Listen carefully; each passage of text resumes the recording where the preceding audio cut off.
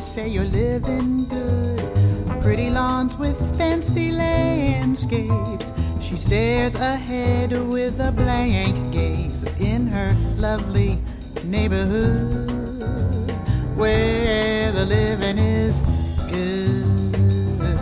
And welcome back to Reverse Your Thinking. It's my pleasure this week to introduce you to Cy Marie Johnson. She is a polymathic creative, she'll explain what that means, and ceremonial advocate based in the Pacific Northwest, where she treats storytelling as both archive and restoration. Her work spans published literature, podcasting, digital space curation, and mythic stewardship, always centering dignity, nuance, and legacy. She is known for transforming everyday exchanges into transmission entries that honor lineage, emotional literacy, and regional truth. Through her creative and advocacy work, she cultivates relationships and narratives that reinforce sovereignty, clarity, and restorative impact. Cy, thank you so much for making the time to join us this afternoon. Thank you for having me. It's a pleasure to be here. Terrific. Maybe the best place to start is for you to give our audience a little bit of a background on you. Like, where did you grow up? Where did you go to school? What were your influences? What got you from wherever you began to where you are now? Well, that's quite a journey. So I was born in Eugene, Oregon, and I'm in my 40s, so I was born in the 80s.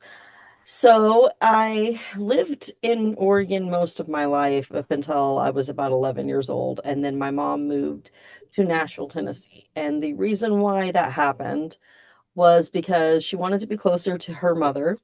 And my grandmother was in the country music circuit, and she'd been in some small time kind of showgirl stuff and when my mom was younger and things like that, and ended up making her way to Music City, and my mom just wanted to be closer to her mom. Mm-hmm. So we moved there, and of course this was very much a culture shock moving from West Coast to Nashville. It is a cool city for different things, I will say that, but we moved there the summer of 95, and I lived between Nashville and Alabama and Florida for like 15 years. So that Mm-hmm. gave me a lot of, different kind of experience to, Mm-hmm. I guess you might say different diversity in how the country looks in different places and how people are and Mm-hmm. stuff like that, which was cool. However, in other ways, I really missed being, in the Pacific Northwest. I missed there being an ocean and a beach and all those kinds of things that you don't really have in Tennessee. So as I was older, I decided to, come back to Oregon. And that was in like 2014. Little did I know at that time it was a perfect choice I had made because my dad, maybe like a year later, he took ill and he passed away in 2022. So I I'm got to sorry. spend I got to spend like 8 years when I moved back with him though, and he got to be a pretty good part of my kids and my life. So That's that's just nice. kind of like where, a little bit of the move around. But as I was doing these things, Right. I also got married, I had children. I went to college, and what propelled me towards writing, I honestly was kind of always a writer. Like I've always been a little bit of a storyteller since I was a little girl. Uh-huh. And my biggest hero and influence is Anne Rice. So I was highly inspired by her, and I was reading her probably long before I should have been. A little anecdote here. My mom was a pretty big Anne Rice fan, and in the early 90s, when Interview with the Vampire first came out, we went and seen it. And she had she had the entire Mayfair Witches series, and she had several out of the Vampire Chronicles. So after I seen the movie, I was like addicted. I was like, I have to have more. And she was like, well, I don't know if you should read her books yet. You might not be old enough. Well, I didn't care what she said.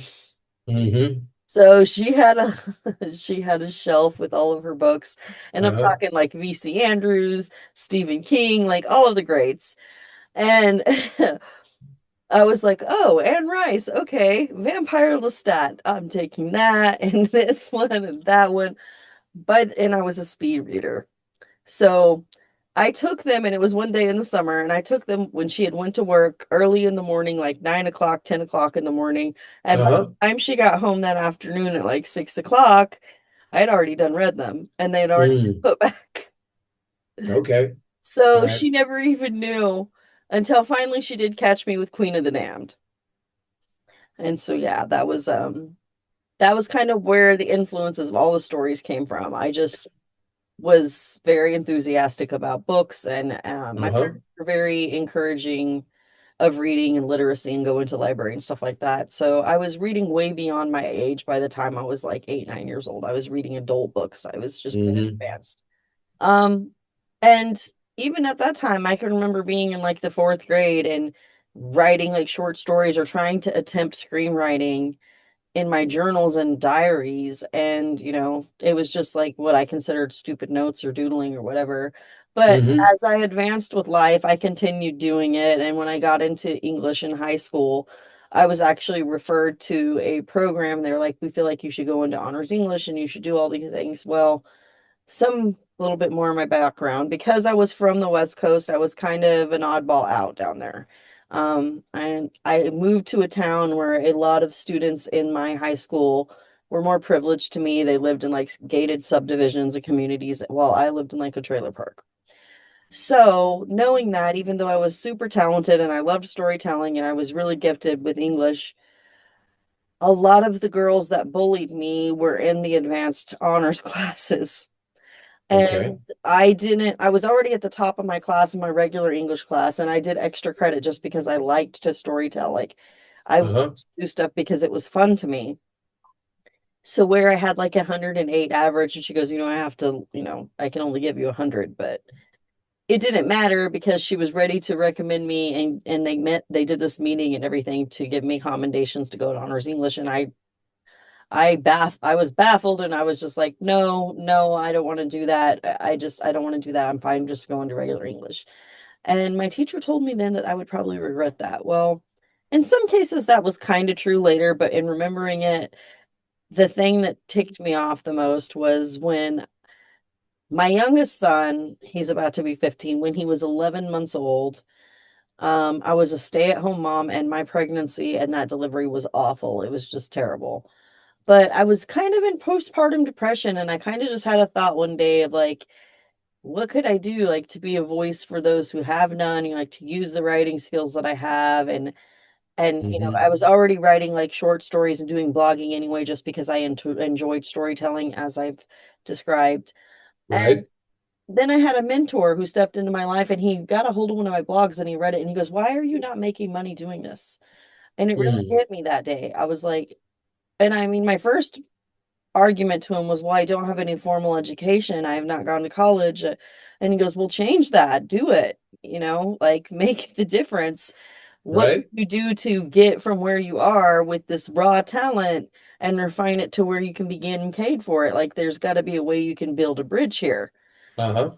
And I was like, well, I'm a stay-at-home mom. I'm a this. And at that point, Obama was president, and there was all of the different packaging for mothers to go to school. And he goes, I don't really like this guy for a lot of different reasons, his political beliefs or whatever.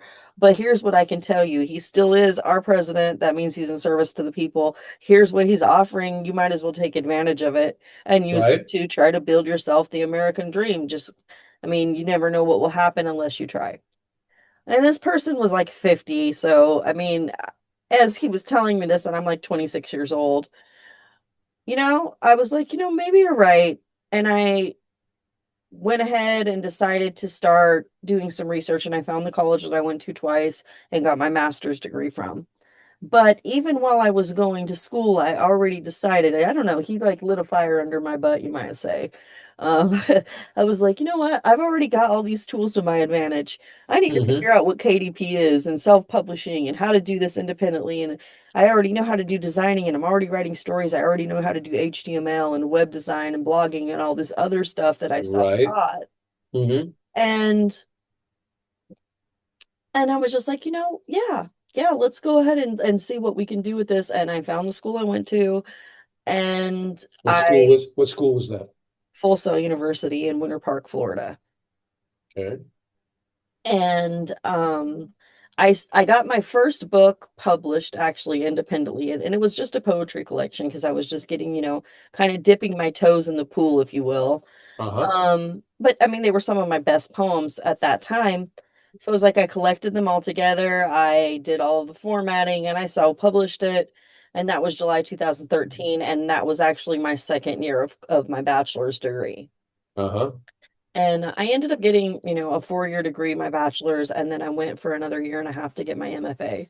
So I was already kind of writing stories and I took a lot of the stuff that I had, Mm-hmm. a lot of short stories, things like that, and I expanded on them. Right. Like Scarlet is one of those. So yeah, that's kind of where Mm-hmm. my trajectory kind of went from there. That's cool. So you mentioned that Anne Rice is one of your heroes, I guess Yeah. would be a good term. All right. One of the interesting things about Anne Rice's work is that it spans a pretty wide bell curve of topics. Okay, which is not the norm, especially for fiction writers. They sort of get known for something and then they do a lot of versions of that. But you've been just like Anne Rice. You've handled many different topics, some of which are almost in conflict with each other. Is there a reason for that, or is it that you just decide to write about things that interest you at the moment? I mean, I guess in some ways it's a little bit of, showing both sides of an argument. I am a little bit of an advocate by nature. I'm an INFJ. So, like, I kind of always have been interested in learning about contrasting topics and then how that intersects. And a lot of the stuff that I write about is based off of things that have interested me just randomly Uh-huh. my interest, and then an ideas kind of spawned from that. In a lot of cases people will be like, where do you come up with your ideas? And to be honest with you, Matthias, it's like some of them just come in on their own, like a parading elephant parade stomping through, and we're here and Yes. here's what's up. And other ones, it's a little bit more formulaic. I've obviously expanded into doing business writing as well. And I Uh-huh. have an LLC and I do ghostwriting services. So I do client-based work and I do script writing. So I've kind of expanded into transmedia a lot too. And so my Okay. storytelling is really based on what inspires me and Mm-hmm. where's kind of my trending peak interest at the moment. Gotcha. Well, you mentioned Simply Scarlet, which is an erotic novel.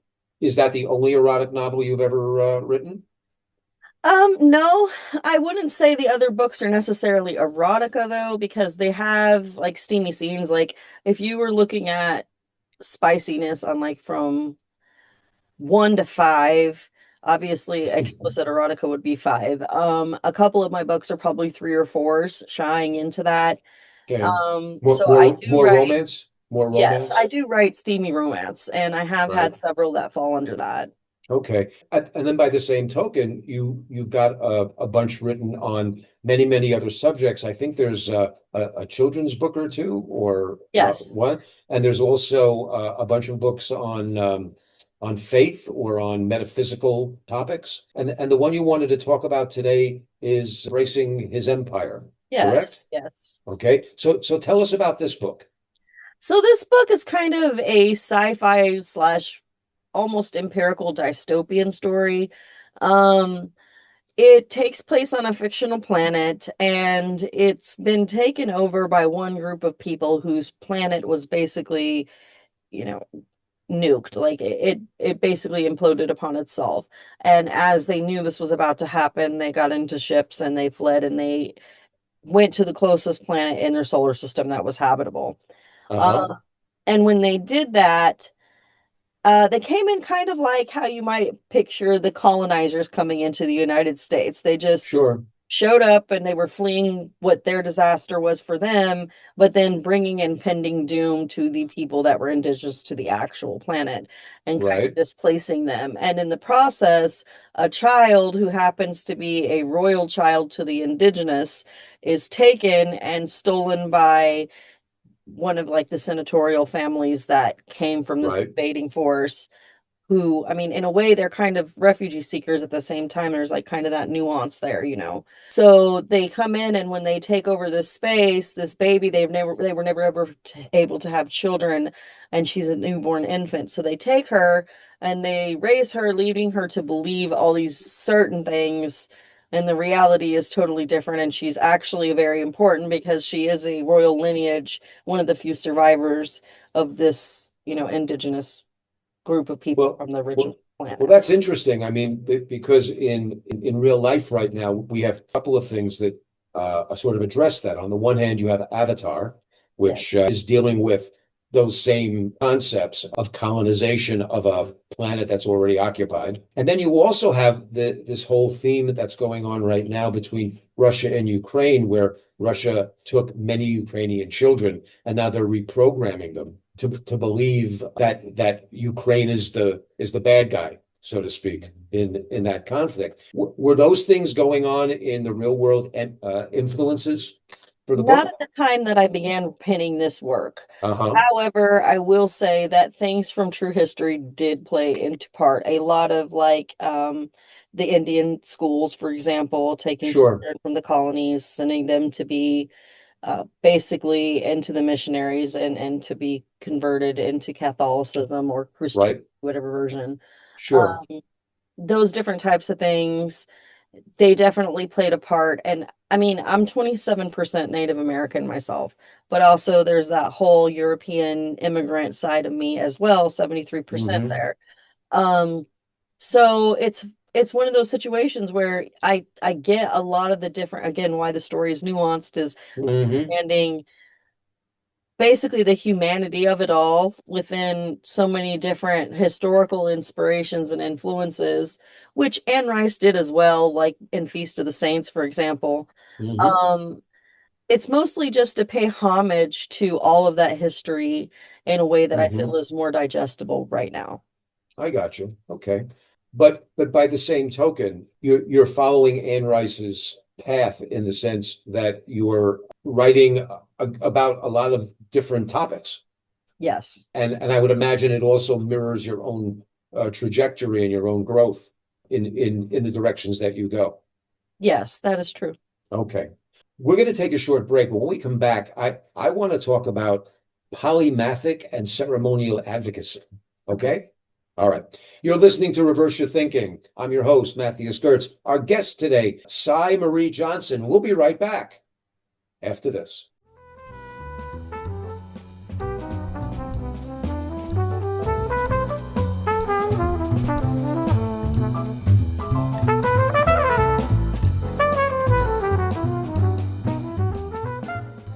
And welcome back to Reverse Your Thinking. Cy, just before the break, I said I wanted to talk about polymathic creative and ceremonial advocacy. I don't off the top of my head know what either of those two things mean. And I'm gonna guess that at least one person in my audience doesn't know it either. So maybe you could elaborate for us.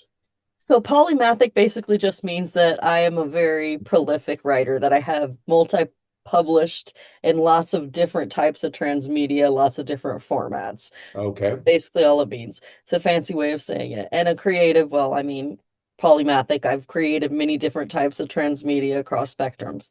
Okay, Okay. so now ceremonial advocacy is I take when I do write about the topics that are very serious or I'm doing any kind of advocacy or activism work, which is something I also do a lot of. Into perspective when I said I wanted to become a voice for those who had none, of not just like running over and steamrolling the people that I'm actually trying to speak for. In a lot of cases, more so trying to elevate their voices, or if they don't have the words for themselves, trying to help them find them, as Uh-huh. opposed to just being like, I'm here, I have the loudspeaker, and here's how it is. In some cases, that may be the truth if that's what's necessary in that moment. But in a lot of cases, that's what I feel advocacy is more than anything. It's helping find those people that are marginalized, bringing them out, making them feel comfortable and safe so that they can speak about what needs to be talked about. Okay. And how does ceremonial advocacy pepper your latest work, Embraces Empire? Well, I mean, I feel that it's ceremonial and that it's a tribute to all of the things that I talked about that inspired it. colonialization, genocide, people taking people, lying about who they are, disconnecting them from their cultures, and just kind of robbing people from their heritage. It's how it is in and of itself, though a fictional story. It is evidence of something that's happened historically through many multiple generations across tons of lands.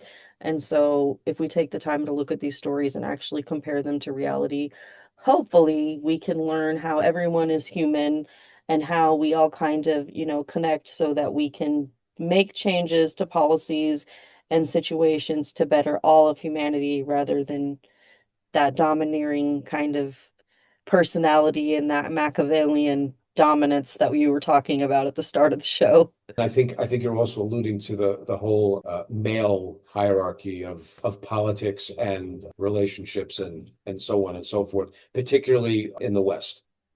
Yes, but not entirely. So there's going to be a sequel to this book, and it's embracing his empire to start out with because, you know, she's coming into what is a patriarchal society. But because of who she is and her own influence, she has a lot of great deal of power. So the Uh-huh. next book is claiming her dominion. And then after that, it's Crown of Unity. I had to make sure that I had them correct because I have two more books in. Okay. I wanted to make sure I gave you the correct names chronologically. But yes, claiming her dominion. So from embracing his empire to claiming her dominion, and then obviously summarizing in Crown of Unity, it's Okay. not so much, I do believe a lot in matriarchy and in empowerment and, women claiming their sovereignty, which is really on point with a lot of native and indigenous cultures, especially the one my grandfather came from. Uh-huh. Um, so with women having been the predominant leaders in that culture, that is important, but I also wanted to show how the Crown of Unity and how this may correlate back to like dominance and submission and things is in a good unit where someone is agreeing on consent where they respect each other's own autonomy, it's a Hmm. very beautiful unifying thing.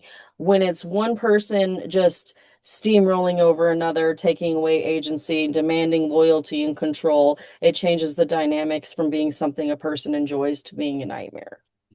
A little bit of a difference, yes. Yeah. So in terms of the series, are you sort of embracing the concept of female-led relationships in this regard? And is that sort of where you think you're headed? Yeah, she's definitely going to be. She started out very young and naive and kind of captive in the beginning, Hmm. and now she's growing. And now that she's learned more about who she actually is, she's starting to she's going to be stepping into that sovereignty and kind of Hmm. claiming more of her space as the empress, as the queen, as, I'm not just belonging to this man and all of this. I am actually the missing piece that was supposed to be here the whole time. Only reason why it really became patriarchal is because I mean, they were kind of eradicated by an unexpected force, an enemy force, and Right. men had to kind of step up and be strong and powerful and warrior based. So, Right. yeah. Kind of some of the same themes in the Claiming of Sleeping Beauty Yeah. series by Rice. Okay. Yes. Yes, Some a little some bit. some pieces in there. Gotcha. When you wrote Simply Scarlet, my recollection was that that was supposed to be the first book of a series, correct? Yes, that is That correct. that you didn't follow through with. Oh, well, it's not that it hasn't been, it was delayed. I went from one publisher to another, and when that happened, because of the past publisher, there were some issues. I decided to hold back on letting them have the second manuscript until I got my rights back. And now, actually, with my secondary publisher, we are anticipating there being the sequel, which is Tarnished Turquoise, and it's about halfway written right now. So I do intend on it will be called the Prism of Lies series. So I do intend on doing that, but it was mostly just delayed for just different kinds of issues. Okay. All right. Well, the only reason that I brought it up, the only reason I brought it up was you're talking in terms of writing series of books. Yeah. Okay. You have series now. You have some books that are parts of series, correct? And I'm involved in anthologies as well, so I've And if got quite a bit of different types of things. gotcha. Okay. And embracing his empire is to be the anchor for a small series. Yes, and Okay. well, I intend on being a trilogy. Yes, it's supposed to be the Trilogy. Captive Hearts of Pretus series. Gotcha. Okay. Um, Do you find that you enjoy writing books that are going to be parts of series more than one-offs or standalones? I mean, for example, one of the books that I'm about to publish, probably, I expect probably around March, is Dust Traces Never Fade, which is the sequel to my The Softer Side of Texas series. And that introductory book was of the same title, The Softer Side of Texas. When I started writing that, it was a project that I did in 30 days. It's like Hmm. 53,000 word book, and it's a contemporary romantic suspense. So when I did it, it was intended to be a standalone, but because so many of my readers liked it, Hmm. and once I got my rights back from my former publisher to all the titles they had, I took it to my next publisher. One of the things they said was, "Do you think you can expand on it?" And so I was like, "Yes, of course I can." And Dust Traces Never Fade is actually on the final editing floor now. Softer Side of Texas. How many volumes are there in that? That will be trilogy as well. That's also a trilogy, right? But that one's complete. No, it book two No. should release this spring. Okay, the third book, No, two. Book, second book. Okay. yes. Oh, so you're working on multiple trilogies Yes. all at the same time. Is that normal for your work? That's part of that polymathic thing. Ah, yes, yes, yes, yes. Okay, I got you. All right, let's continue with this after a short break. Okay, Yeah. you're listening to Reverse Your Thinking. We'll be right back after this.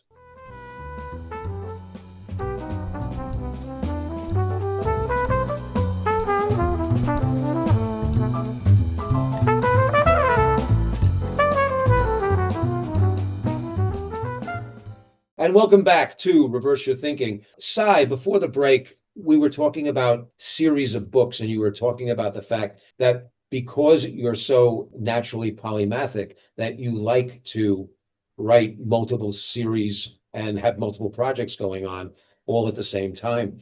How successful have you been? How many followers do you have at this point? Do you know?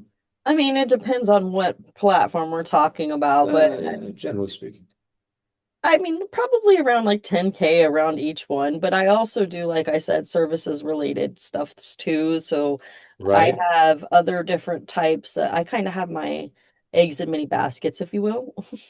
Do you find that writing more than any of the other things that you've done speaks to you in terms of expressing yourself? Yes, I love writing. I mean, I've been expressing myself through storytelling my entire life. And when I found the ability to write, it just was like, oh, this makes things so much more easier. And I really want to advance myself. Right now, I'm also creative lead on 3 podcasts of my own. Um, and I have a full feature script that's been approved by, like, with really good evaluation marks from the Blacklist and Buffalo 8 Studios. Mostly it's just kind of about finding the right investors and everything to get a film made, but those are the kind of ambitions that I have. Like the books and everything, I love doing them and I still anticipate doing them, but if I could become like Stephen King where, I'm doing some books and also working on executive producing or Hmm. directing and screenwriting and stuff like that, those are all part of my entire polymathic vision, if you will. Got it. So let's talk about that for a second. What's the title of the screenplay? Can you tell us?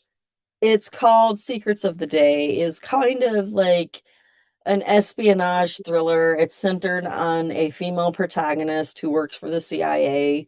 And she uncovers kind of a little bit of an indoor, it's the calls coming from inside the house kind of double agent situation that Uh-huh. has to do with a extremely hazardous biochemical warfare agent and kind of the kind of race to stop terrorists and people like that from getting it kind of thing. So it kind of ties into the societal angst that we're going through of late. Okay. And how many pages in it? It's a 90-minute screenplay. 90-minute screenplay. Okay, great. Well, we wish you the best with that. We'll keep an eye out for that coming to a theater near us sometime soon. Granted, of course, Manifest that. finding the money for screenplays is always an interesting pursuit. I remember hearing Scorsese interviewed years ago stating that he spends 90% of his time finding the money to make his movies. So no matter what the level is, everybody's looking for funding. I totally get it. So in regard to, again, in regard to the book that you came on to talk about, in Embracing His Empire, who would you say would be the core readers for something like this? Oh, well, I mean, anybody who loves like empirical style romances with like, if you like Gladiator, because my main male character, he's very kind of Spartan based. Uh-huh. That's the best example I can give you. He, he's your long hair. If you liked Vikings, Valhalla, if you liked Viking show, if you like the very they seem domineering and kind of enemies to lover hate kind of tropes, but then they're Hmm. actually a big soft teddy bear and they're just very protective and they're trying to, in his case, retain his culture and his people and his tribe. If So, that kind of thing is interesting to you, then this story would probably be up your alley. okay, in your opinion, is the book more for women or for men? Is it for Gen X or millennials? I mean, thoughts? I mean, it's kind of timeless in the aspect Gen that I Z? feel like it I mean, I'm more Gen X, and I'm the one that wrote it, so I feel like people in my age group would like it. But I also have seen some of the younger things, and like I have a 24-year-old daughter, for example, so she keeps me very abreast of what's There you popular and go. trending. And she's also a big reader, so she loves this book. This is one of her favorite of my actual pin stories. And she's always told me, yeah, you definitely need to expand it. As far as gender, it could go for either or. If you like those kind of gladiator fighter warriors, I have some really, good fighting scenes in this book. If you're Hmm. looking for romance or kind of a steamy edge with a little bit maybe of a mythical appeal, then, this will appeal to you because there are some elements about it. There are beasts of burden that aren't like on Earth and things like that, for example. So it's got a little bit of a mashup where I try to work in this world to be a beautiful sci-fi gorgeous planet with a lot of different flora and fauna and then also emotional elements that could resonate with a lot of different audiences. When you write this way, it sounds to me that like a lot of what you write is metaphor for what's happening in society. In a Um, lot of ways, yes. it is. Okay. All right. It sounds like it. It sounds like you're taking a lot of elements out of what we're experiencing societally right now and bringing it into your novels. Yes, definitely. That's great. That's great. How many books have you published so far? 28 of my own, and I think to date, 5 anthologies have featured my stories. Okay. So 28 books. Where is the best place for somebody listening to us to go and find one of your books? Most of them I'm wide. On a few of them they are in KDP, but like I'm wide on most of them, so you could get them essentially at whatever your preferred bookseller is. Okay. Barnes and Noble. I'm on Amazon, obviously, Amazon, just right? about anywhere. Okay. In closing, what are some of the themes? What are some of the themes that are starting to percolate and attract you right now that you think you'll be writing about in the near future? Well, I've been writing a lot about systematic abuse. I wrote a short story that I published on Medium today, I believe, and it's called Where the Pulse Ends. It is loosely inspired by current political events and unrest. So, Gotcha. Okay. So if somebody in our audience wants to get a hold of you, either as a ghostwriter or something else having to do with literature or writing or arts or film or any of these things, what's the best way to get a hold of Cy Marie Johnson? well, I'm on Meta Products. Facebook is a great place. I am actually really big on answering my DMs there. And if you do, message me there, I'll give you my email address so that we can connect that way because that's what I usually prefer to do. I have Marie Johnson website and it's got a contact form. And then, of course, obviously Instagram DMs as well. So, yeah, any of Okay. those work. Okay. So CyMarieJohnson.com. It's .wordpress.com at this time. Okay. And Cy is SAI. Yep, that's correct. Okay. Thank you so much. This was great. Thank Okay. I really appreciate you making the time. It was really a pleasure to meet you. Love the fact that we have Anne Rice in common. And I totally expect to see you back up here when you write your next volumes, especially Simply Scarlet. Of course, I would love to come back. That'd be great. We'd love to have you. You take care. And as I said, we'll see you back here again. And you in the audience, if you're driving home, please be safe. And when you get there, make sure you give your family a big hug. And we'll see you right back here next week on Reverse Your Thinking. Where the living is good.